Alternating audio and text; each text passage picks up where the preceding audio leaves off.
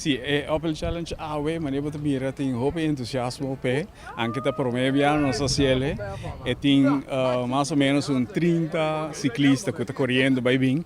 Nós espera que não hal sequer 20 ou 30 carreiras cada um, e se aí pode que fundo não com isso recordar, for de quantidade de vezes que não vai subir zero, bem bem começa a mirar hoje com style e zero etapa, com difícil etapa para subir. Então, nós espera que o tour chegue até na final, então sequer chega a 20, 30. A base de 6 euros, nós vamos fazer conteúdo aqui que está que o evento aqui ajuda-nos a recordar para que nós podemos ajudar a combater câncer e sem que nos recordar também para o processo de minifons. Essa aqui está nos primeira atividade aia, nós vamos ter uma seguinte atividade dia 23 de abril e não a parte de carreira de bicycle que tem duas rutas, nós temos também a caminhada que tem duas rutas, uma ruta larga, uma ruta mais curtinha, para não comportar a hal net pide. Então nós temos também o andamento tradicional for de caça regata by Eden Beach. Na Eden Beach nós temos atividade concentrada em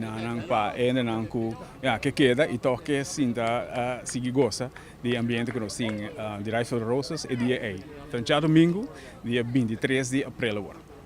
E se ainda que toma informação para inscrever na atividade, não pode acessar? Tá sendo aqui que eu vou inscrever fora de aluno agora, vou inscrever online.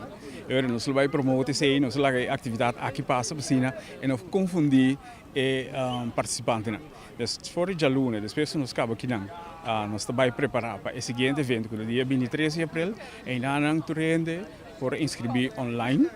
Então, pero também se tem a possibilidade que vou comprar carta, seja um de nós membros da diretiva e também diferentes localidades da isla. Onde não está, por exemplo, bom municipal, na aeroporto também, para comprar carta.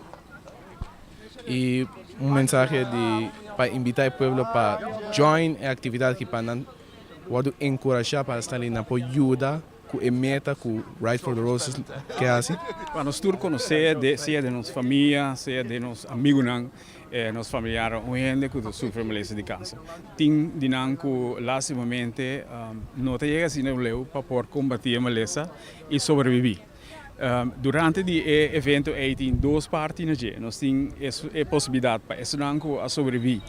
Door die meld na mês na Stichting Princesa Wilhelmina Fonds, nós vamos participar grátis no evento aí. Que vem toda gente que está sobrevivente de maleza de câncer, por aí shirt especial, nós dizemos shirt especial para você e Orco Banco que nos sponsor maior, tesouro para cada gente aqui, para participar no evento é grátis. E de duas partes tá que nós invitamos para de boneiro completo.